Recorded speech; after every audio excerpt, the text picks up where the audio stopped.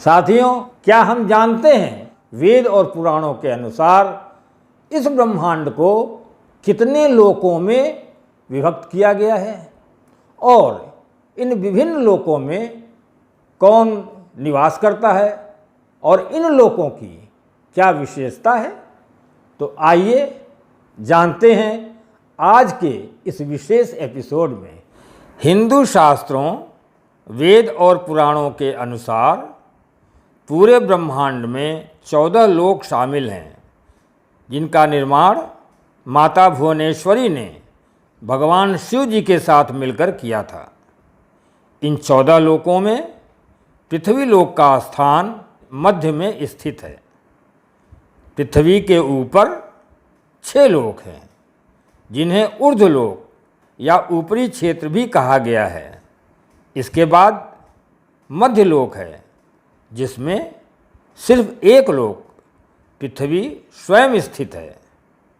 फिर पृथ्वी के नीचे 7 लोक हैं, जिनको अधोलोक या निचला क्षेत्र कहते हैं। तो आइए सबसे पहले ऊपरी क्षेत्र के ऊर्ध्वलोक के बारे में बात करते हैं, जिसमें 6 लोक आते हैं। पहला सत्यलोक है, इसे ब्रह्मलोक भी कहते हैं। ये 14 लोकों में सबसे ऊपर स्थित है।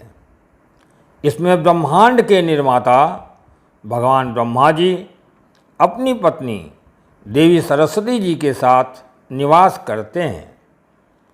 हिंदू धर्म में यह लोक चेतना का सर्वोच्च स्तर या दिव्य लोकों का सबसे ऊंचा स्थान माना जाता है। दूसरा तपलोक।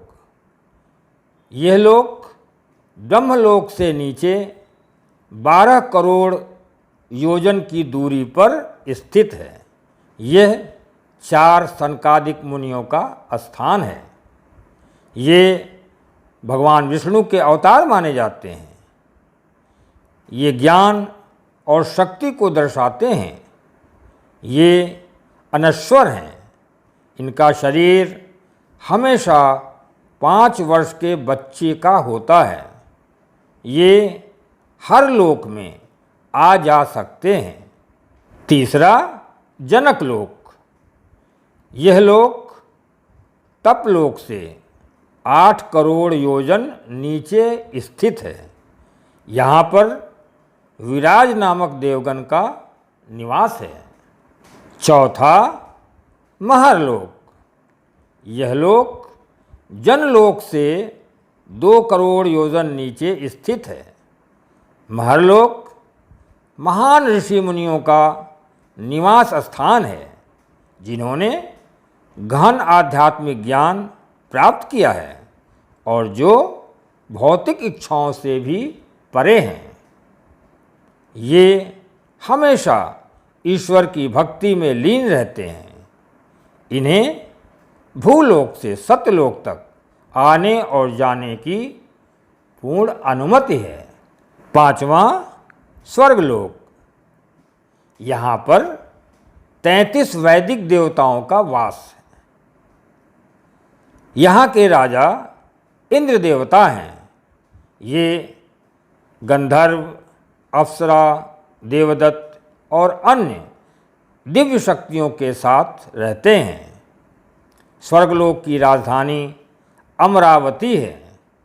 यह एक अति विलक्षण और दिव्य लोक है।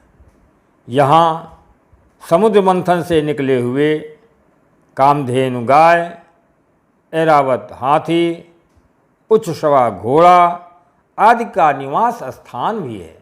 छठा भूअर लोक।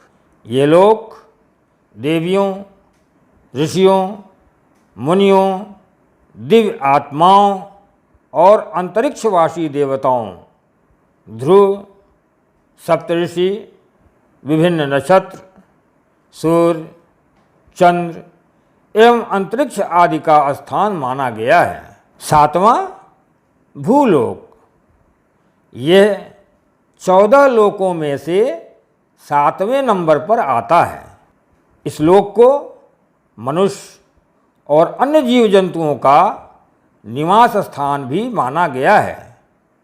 इसे नश्वर लोक और मृत लोक भी कहते हैं, क्योंकि यहाँ पर एक चीज़ जो जीवित है एक समय सीमा के बाद समाप्त हो जाना निश्चित है।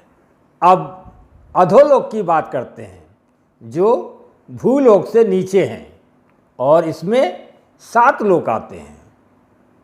पहला लोक है अतल लोक। यहाँ बाला नाम के असुर का वास माना जाता है, जो कि माया का पुत्र है। उसने अनेक प्रकार की मायाएं यहाँ पर रची हैं। अतल से भी 10,000 योजन नीचे वितल लोक है। इस लोक में भगवान शिव अपने एक स्वरूप हटकेश्वर के रूप में अपने गणों के साथ यहाँ निवास करते हैं। अधोलोक का तीसरा लोक सुतल लोक है। वितल से भी 10,000 योजन नीचे है। इस लोक में भगवान नारायण के प्रिय भक्त राजा बलि निवास करते हैं। वो सुतल के राजा हैं। इनको राक्षस की श्रेणी में सबसे पवित्र राक्षस माना जाता है। इस लोक का निर्माण भगवान विश्वकर्मा ने किया है। चौथा लोक तलातल लोक है। यह सुतल से भी 10,000 योजन नीचे स्थित है। यहाँ माया नाम का असुर राक्षस रहता है। ये राक्षस विशिष्ट जादू और माया जाल का अति ज्ञाता माना जाता है। पांचवा लोक महातल लोक है। तलातल से 10,000 योजन नीचे इस लोक में महर्षि कश्यप की पत्नी कद्रु से उत्पन्न अनेक सर वाले सांपों का समुदाय रहता है। इसमें विशिष्ट रूप से तक्षक और कालिया आदि नाम के नाग निवास करते हैं। छठा रसातल लोक। ये महातल लोक से 10,000 योजन नीचे है। यह शक्तिशाली असुरों, दानवों और दैत्यों का निवास स्थान माना गया है। यहाँ रहने वाले राक्षस देवताओं के मुख्य दुश्मन माने जाते हैं। अब 7वां पाताल लोक। ये रसातल लोक से भी 10,000 योजन नीचे है। इसे नागलोक भी कहते हैं। इस स्थान में बहुत से विशिष्ट नाग पाए जाते हैं, जिनमें वासुकी नाग राज करते हैं। इस तरह ब्रह्मांड को कुल 14 लोकों में विभक्त किया गया है। साथियों, मुझे पूरी आशा है कि आप सभी लोगों को हमारे हिंदू शास्त्रों, वेद और पुराणों में वर्णित इन 14 लोकों के बारे में पूर्ण जानकारी अवश्य हो गई होगी।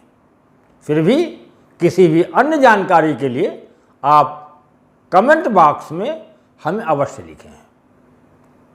आप इस वीडियो को लाइक करना और चैनल को सब्सक्राइब करना ना भूलें। शीघ्र मिलते हैं एक अगले एपिसोड में नए वीडियो के साथ। तब तक आप सभी अपना ध्यान रखें, स्वस्थ रहिए, शांत रहिए, आनंदित रहिए। जय श्री राम।